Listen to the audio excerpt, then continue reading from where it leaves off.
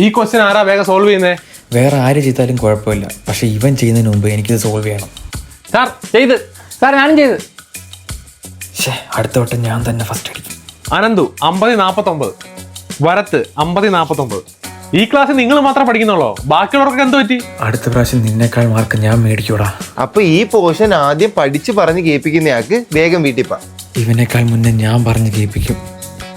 അതെന്ത് ചേച്ചി കാണുന്നേ? എടാ ഇതാണ് പിമ്പിൾ പോപ്പി ട്രീറ്റ്മെന്റ്. എന്റെ മുഖത്ത് മൊത്തം കുരുവാ, ഞാൻ ഇത് ചെയ്യാൻ പോവാ. ചേച്ചി എനിക്കും ഇതുപോലെ പിമ്പിൾസ് ഉണ്ടായിരുന്നു.